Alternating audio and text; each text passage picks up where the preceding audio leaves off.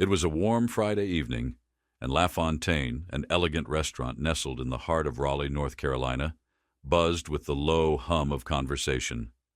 The soft chime of glassware, the rhythmic steps of servers gliding across the polished floor, and the distant strains of a jazz melody drifting from the corner piano blended into a symphony of refined indulgence.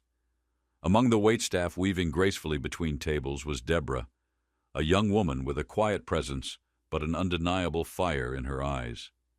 To the well-dressed patrons dining beneath the golden chandeliers, she was just another server, a nameless figure ensuring their wine glasses remained full and their plates arrived on time. But beneath the crisp uniform and practiced smile, Deborah harbored a dream far grander than the opulent dining room that surrounded her. Music was her soul's language, the piano her truest voice. From childhood, its ivory keys had been both her sanctuary and her escape, a vessel through which she could pour every unspoken sorrow and uncontainable joy. Yet dreams, no matter how fervent, did not pay the rent. Serving tables at La Fontaine was not her calling, but a means to an end, a stepping stone toward the prestigious music academy she longed to attend. Only a handful of people knew about her talent. Occasionally, some of the staff would catch her sneaking a few stolen moments at the old upright piano in the back room during her breaks, her fingers whispering melodies into the air before she returned to the reality of refilling water glasses and balancing plates. That evening, as the flurry of the dinner rush began to settle, the restaurant doors swung open with a quiet authority. A moment of stillness rippled through the room before conversation resumed, though now with an undertone of murmured recognition. Leonard Grayson had arrived. A man who commanded attention the moment he entered a room, he strode inside with the effortless confidence of someone accustomed to being revered. He was flanked by a handful of equally poised and well-dressed companions, their laughter polished but laced with a subtle arrogance. Leonard's presence carried the weight of his reputation, an astute businessman, a man of immense wealth, and someone known for his razor-sharp wit and love of spectacle. Even the most seasoned staff unconsciously straightened their postures at his arrival. Deborah's colleagues exchanged wary glances. They had served him before. Leonard Grayson was not the kind of guest one could simply please. He was the kind who relished pushing people to the edge, who found amusement in their discomfort. But for Deborah, he was just another table, another set of orders to fulfill in a long night of work. Or so she thought. As Leonard's gaze swept across the room, his sharp eyes landed on Deborah. Something about her made him pause, just for a fraction of a second, before his lips curled into a smirk. There was something calculating in his stare, something unreadable, yet undeniably unsettling. Deborah felt the weight of it, but refused to acknowledge it. Instead, she focused on what she knew, refilling water glasses, carrying trays with steady hands, moving through the night with quiet efficiency. She had no idea that before the evening ended, she would bring the entire room to silence, and Leonard Grayson, arrogant, untouchable Leonard, would leave with a bruised ego and a lesson he would never forget. As Deborah cleared the empty plates from Leonard's table, she could feel his gaze still lingering on her. He wasn't finished with her yet. No, he had already decided that she would be the evening's entertainment, whether she wanted to be or not. Deborah had learned long ago what it meant to navigate the world with quiet resilience. She had grown up in a small town in South Carolina, where dreams of grandeur often felt as distant as the stars. Her mother, a single parent and an unshakable force of love and sacrifice, had worked endless double shifts as a nurse just to keep food on the table. Their life was simple, their means modest, but there was always one constant in their home: music. Her mother's old vinyl records filled their tiny house with soul and rhythm, but it was the out-of-tune piano, gifted by a kind neighbor, that shaped Deborah's world. That battered instrument became her escape, her refuge. While other children ran barefoot through fields, chasing fireflies, Deborah spent her afternoons pressing unfamiliar keys, mimicking the melodies she heard on the radio, then pushing herself further into the intricate compositions of classical pieces she found in second-hand music books. Her talent did not go unnoticed. She played in church, at school recitals, and at small community gatherings, where for a fleeting moment she could forget the weight of reality. But no amount of applause could change the financial burdens that loomed over her dreams. By the time she turned 18, the truth became undeniable. A professional career in music would have to wait. The scholarship she had prayed for never came, and family responsibilities took precedence over personal ambition. With a heavy heart, she packed away the dream of concert halls and grand stages, replacing it with the practical necessity of earning a living. But she never truly let go. How could she? Music was not just a passion, it was who she was. When she moved to Raleigh a few years ago, taking a job at La Fontaine had not been just about the paycheck. It was because of the grand piano that sat, almost forgotten, in the corner of the restaurant's lavish dining hall. Though she rarely had time to touch its keys, knowing it was there, waiting for her, gave her a small sense of solace. Music had not abandoned her. It was simply waiting for its moment. That night, as Leonard Grayson and his entourage took their seats, Deborah approached their table with a practiced grace, balancing a tray as effortlessly as she had learned to balance life's disappointments. Leonard barely glanced at the menu before ordering a top-shelf scotch, throwing out a joke loud enough for the surrounding tables to hear. The laughter of his companions echoed around them, forced and rehearsed. Deborah, unfazed, offered a polite smile as she took their orders, her voice steady, her posture composed. But there was something in the air, a tension, an energy radiating from Leonard that felt different from the difficult customers she had dealt with before. "Deborah, huh?" Leonard mused, his gaze flickering to her name tag. "Sounds like someone with a lot of hidden talents." The comment was laced with something she couldn't quite place. A challenge? Amusement? She wasn't sure. But she gave a small nod and turned away, missing the knowing grin he exchanged with his companions, unaware of the way his eyes followed her every movement. Leonard was not merely watching, he was planning. And soon, Deborah would find herself at the center of a spectacle she never asked for. The evening continued in its usual rhythm. The clinking of glasses, the hushed laughter, the soft murmur of conversations overlapping in a delicate symphony. Deborah kept moving, her pace steady, her focus sharp, purposefully avoiding Leonard's gaze. But his presence loomed over her like an unwelcome shadow, making her uneasy in a way she couldn't quite explain. By the time the appetizers were served, Leonard had begun his own performance, though not the kind anyone had anticipated. He held court at his table, his voice carrying across the room as he regaled his entourage with exaggerated tales of his success. He spoke of his wealth, his power, his conquests, both financial and personal. And woven between his grandiose anecdotes were subtle but cutting jabs, laced with condescension, aimed at those who lacked what he called true ambition. His companions laughed in perfect synchronization, as if their amusement was expected, rehearsed. Other diners exchanged uncomfortable glances, some shifting in their seats, others quietly rolling their eyes. But Leonard was the kind of man who thrived on being the center of attention. Deborah had no interest in him, nor his tales of self-importance. She focused on her work, ignoring the spectacle unraveling at his table. But as she returned with a fresh bottle of wine, preparing to refill their glasses, Leonard's voice cut through the noise, sharp and deliberate. "Tell me, Deborah," he said, his tone dripping with curiosity that didn't quite feel genuine. "What do you do?" The room seemed to hush, if only for a moment, and just like that she was no longer just a waitress. She was the night's entertainment. As Deborah balanced the last of the plates in her hands, preparing to step away, Leonard's voice cut through the air, laced with amusement and something dangerously close to condescension. "When you're not carrying plates, surely a young woman like you must have dreams," he mused, his words halting her mid-step. Deborah hesitated, caught off guard by the unexpected remark. She could feel the weight of expectation pressing against her, the way his gaze pinned her in place. Finally, she offered a careful, measured response. "I play the piano sometimes," she said softly, hoping to leave it at that. Leonard's eyes lit up with interest, and a slow, knowing smile stretched across his lips. "A pianist, huh? How fascinating." His voice dripped with theatrical intrigue, as though he had uncovered some hidden treasure. Then, with a flick of his wrist, he gestured toward the grand piano in the corner of the restaurant. "Why don't you give us a little performance?" The room seemed to still, the conversation around them fading into hushed curiosity. Deborah's heart clenched. A dull wave of panic rose in her chest. She forced a nervous laugh, shaking her head.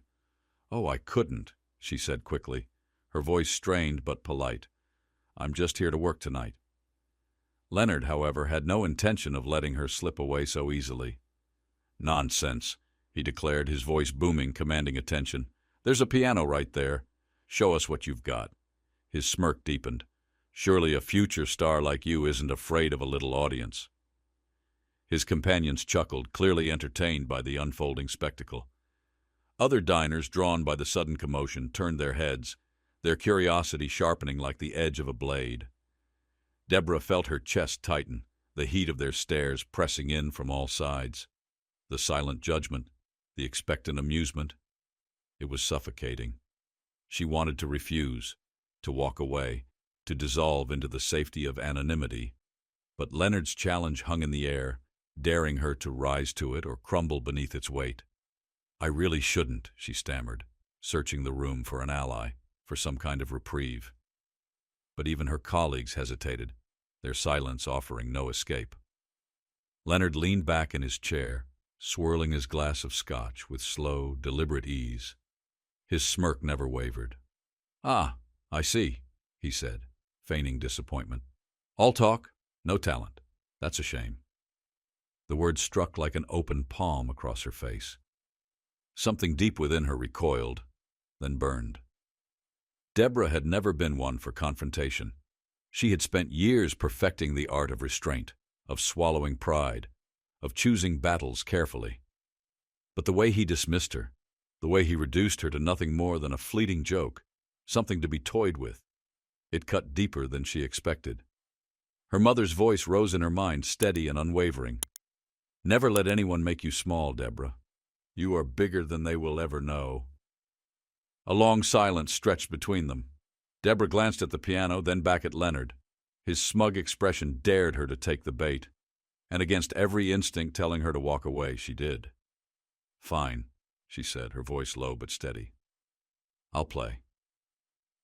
A murmur of anticipation rippled through the room as Deborah stepped away from the table, each footfall carrying both defiance and dread. The restaurant seemed to hold its breath as she approached the grand piano. Beneath the soft glow of the chandelier, the polished surface gleamed, waiting. It felt like a spotlight had been cast solely on her, isolating her from the murmuring crowd. As she settled onto the bench, her hands trembled. She could feel Leonard's presence behind her, feel the smug satisfaction radiating from him like heat from an open flame. He believed he had already won, that whatever game he was playing was already his to claim. Deborah exhaled slowly, steadying her breath. Her heart pounded so violently she could hear it in her ears. This wasn't a familiar church recital. This wasn't the warmth of a community gathering where people listened with kindness and support. This was something else entirely. This was hostile, but there was no turning back now. She placed her fingers on the keys, their cool surface grounding her. The first notes she played were soft, uncertain, fragile as glass. A few diners shifted in their seats. Someone cleared their throat in the back of the room. She ignored them. With every note, her focus sharpened, her hesitation dissolving into something stronger.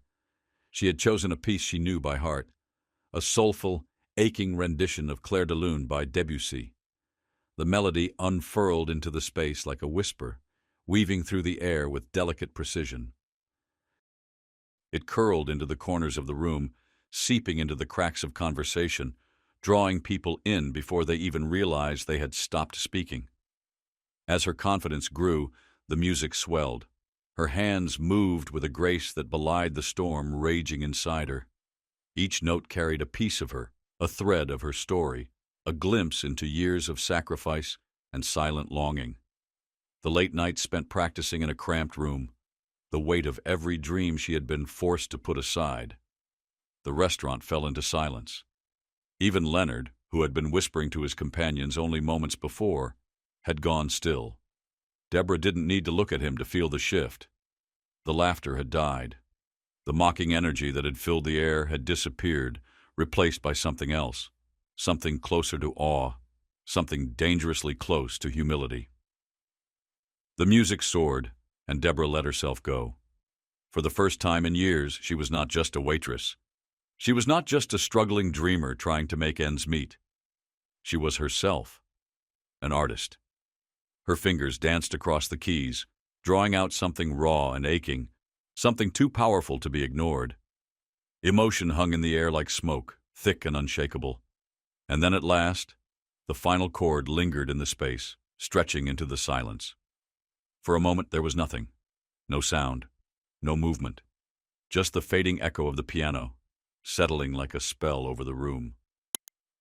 Deborah sat frozen, her hands still resting on the keys, uncertain of what would come next. And then, as though the world had only just remembered how to breathe, thunderous applause erupted around her. It crashed against the walls, filled the room, surrounded her in a warmth she hadn't felt in so long. She had not just played, she had won. Some diners stood, their applause thunderous, their faces alight with admiration. The fervor of their clapping sent a sudden wave of emotion crashing over Deborah, stinging her eyes with unshed tears. She had not expected this outpouring of recognition, this undeniable proof that she had been seen, truly seen. Her co-workers, who had watched the entire spectacle unfold from the sidelines, now joined in, their expressions no longer hesitant but filled with something deeper, pride. They had known her only as Deborah the waitress, the woman who moved with quiet efficiency through the restaurant, balancing plates and responding to customers with measured grace. But tonight, they had witnessed something else entirely. Leonard, however, remained seated. His smirk, the one that had stretched so easily across his face earlier, dripping with self-assurance, had vanished. In its place was something harder to decipher. A flicker of disbelief, perhaps even discomfort, shadowed his features. For the first time that evening he seemed uncertain, caught off guard by something he could not control. Slowly, almost reluctantly, he raised his hands and clapped, the sound hollow and deliberate, a mere echo against the storm of applause surrounding them. But even his half-hearted gesture could not take away what had just happened. Deborah had reclaimed her voice. No amount of arrogance or condescension could erase that. As the applause gradually faded, the restaurant seemed to collectively exhale, the tension in the air unraveling like a long-held breath. Deborah rose slowly from the piano bench, her knees trembling, but her spine straight, unyielding. And then she looked around. For the first time that night she truly saw the people around her, not as spectators waiting to be entertained, but as witnesses to something real, something unplanned and raw. Their faces held something new, no longer just curiosity, but admiration, respect, even awe. She didn't look at Leonard right away. Instead, she met the eyes of those who had clapped the loudest, offering a small, polite nod. A quiet acknowledgement, a subtle victory. The corners of her lips curved into the faintest smile, not one of triumph, but of relief. Relief that she had not let fear silence her. Relief that, for the first time in a long time, she had chosen herself. And yet, as though drawn by an unseen force, her gaze finally shifted to Leonard. He was still seated, his hands now clasped before him on the table. The confident swagger, the easy charm, both had disappeared, leaving behind only a man struggling to mask his unease. His expression was a careful mask of neutrality, but Deborah saw through it. He was unraveling, caught between the urge to acknowledge his misstep and the need to preserve his pride. The silence between them stretched. Finally, Leonard cleared his throat, his voice louder than necessary, cutting through the fragile quiet. "Well," he said, forcing out a light chuckle that lacked its usual bravado. "That was unexpected." His fingers tapped idly against the rim of his glass, searching for something to hold on to. "I suppose talent really does come from the most surprising places," he added, his words meant to be an olive branch. But they were empty. thinly veiled beneath the weight of his own discomfort. The comment landed with a dull thud. His companions exchanged uneasy glances, their earlier amusement now replaced with uncertainty. No one quite knew whether to laugh, to nod, or to simply remain silent. Deborah tilted her head slightly, studying him, considering his words. She could see it now, the small cracks in his carefully composed exterior. His attempt at control slipping, his own game backfiring in a way he hadn't anticipated. His words, though meant to smooth over the moment, did not carry the weight he intended. They were hollow.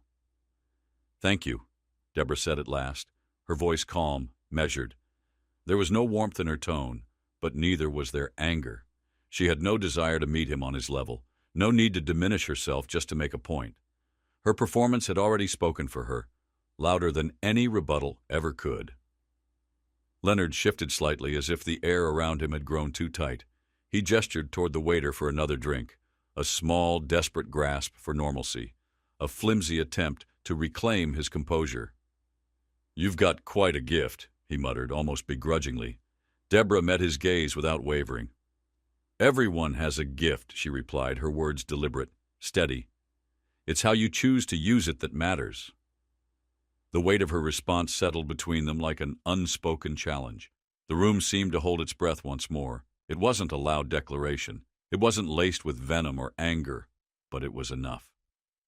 Leonard's jaw tightened ever so slightly. His usual air of dominance had slipped further with each passing second, leaving him more exposed than he had likely ever been in a room full of people who once hung on his every word. The diners began to turn back to their meals, but the energy in the room had changed entirely. Where there had once been the quiet hum of privilege and pretense, there was now something richer, a shared understanding, perhaps even a quiet respect for the waitress who had reminded them all of the power of authenticity. Leonard, for all his bravado, had not simply been humiliated. He had been seen, and no amount of charm could shield him from the truth now. Deborah exhaled softly as she stepped away from the piano, the weight of the moment settling deep in her chest. Her colleagues greeted her with quiet smiles, with subtle nods of encouragement as she returned to her station. She still had work to do, orders to take, plates to carry, but something had shifted within her. Her posture was different now, her head held a little higher, her movements more deliberate, more certain. Leonard's table had gone quiet. The entourage that had laughed so freely at her expense earlier now avoided eye contact, their voices subdued. The boisterous bravado that had filled their corner of the restaurant had dissolved into something hollow, leaving only an awkward, lingering silence in its wake. The night continued as before, but Deborah felt lighter. Each step she took through the dining room carried a new weight, not of burden, but of purpose. She had walked into this evening as just another waitress. She was leaving it as something else entirely. As Deborah cleared plates from the tables, a patron reached out, stopping her gently. "You were incredible," an older woman said, her voice soft yet filled with emotion. Deborah placed a coffee cup on the table, her hand steady, though her heart was anything but. "I don't think I've ever heard anything so moving," the woman continued, her eyes shining. "Keep going," another man added, his voice warm with encouragement. "You have something special. Don't let anyone tell you otherwise." Deborah swallowed past the lump in her throat and nodded, offering a quiet but heartfelt thank you. These weren't just empty compliments. They were affirmations, validations of the years of quiet sacrifice, of the endless hours spent at the piano, of the dreams she had carried within her since childhood. But not everyone in the restaurant shared the same graciousness. As Deborah approached Leonard's table to place the check before him, he looked up at her. His expression wavered between frustration and something else, something reluctant, almost like admiration, though he would never admit it. "You've made your point," he muttered, his tone clipped, defensive. "No need to rub it in." Deborah paused, meeting his gaze head-on. Her voice, when she spoke, was steady. "It was never about proving anything to you," she said, her words deliberate and calm. "I just wanted to play." For the first time that evening, Leonard had no response. He shifted in his seat, his fingers tightening around his glass. The weight of his earlier confidence had crumbled, leaving him exposed. The power he once held over the moment was gone, and everyone at the table could feel it. As he hastily signed the bill, one of his companions, a younger man with a softer presence, turned to Deboy. "You were amazing," he said, sincerity threading through every word. "Truly." Deborah blinked, caught off guard. There was no condescension in his voice, no forced politeness, just genuine respect. "Thank you," she replied, allowing herself a small, knowing smile before walking away. The night wound to an end. Leonard and his group, who usually commanded attention with their grand, boisterous exits, left quietly this time. Their retreat was swift, their presence fading into the night like an afterthought. But Deborah was no longer thinking about Leonard. Her mind had already moved past him, past the moment, past the brief victory. There were bigger things ahead, things far more important than the approval or dismissal of men like him. At the end of her shift, when she counted her tips, she found they were more generous than usual. Enough to cover her rent, enough to set something aside, enough to finally pay for those piano lessons she had been postponing. As she stepped out into the crisp night air, locking the restaurant doors behind her, something stirred deep within her chest. A feeling she hadn't truly felt in years, certainty. She was not just a waitress, she was not just a dreamer, she was an artist. And nothing, not Leonard's mockery, not financial struggles, not even fear itself, could take that away from her. That night, in her small apartment, she sat at her old upright piano, the worn bench creaking beneath her. The keys were slightly out of tune, the sound not nearly as grand or rich as the piano at La Fontaine. But that didn't matter, because the music still lived within her. Because when she played, she was whole. That night had changed something in her, not just a moment of triumph, but a deep, undeniable realization.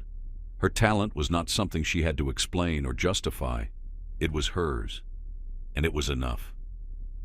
In the days that followed, the events at the restaurant became something of a whispered legend. Patrons who had been there recounted the moment to friends, and soon, word began to spread. Then, one evening, her phone rang. A man on the other end of the line introduced himself as a music producer, someone who had been dining at La Fontaine that night.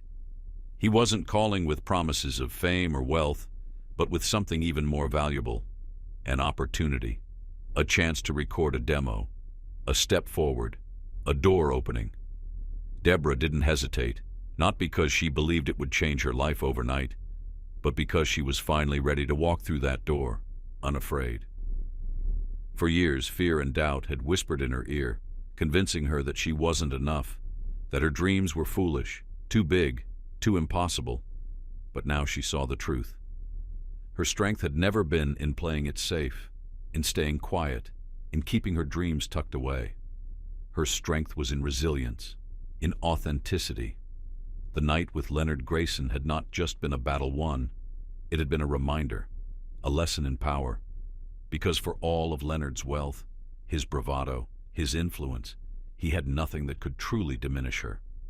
He had been nothing more than an echo of every doubt she had ever faced, and she had silenced him, not with anger, not with argument, but with her music, with the undeniable truth of her craft. And that truth had been louder than his ridicule. To anyone who had followed her story, Deborah's message was clear. Never let someone else define your worth.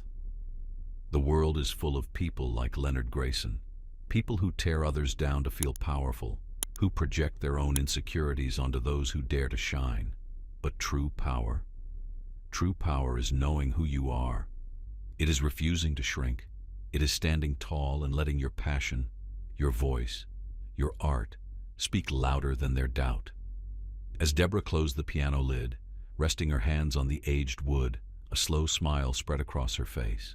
Her journey was far from over, but for the first time, she knew. It had truly begun. And now, the only question left was, what about you? What dream have you been holding back because of fear, because of doubt, because you've been waiting for permission? Don't wait for someone like Leonard to test you. Take your step forward now. And if Deborah's story resonated with you, subscribe for more stories of resilience, of triumph, of dreams that refuse to be silenced. Because your story, it could be next.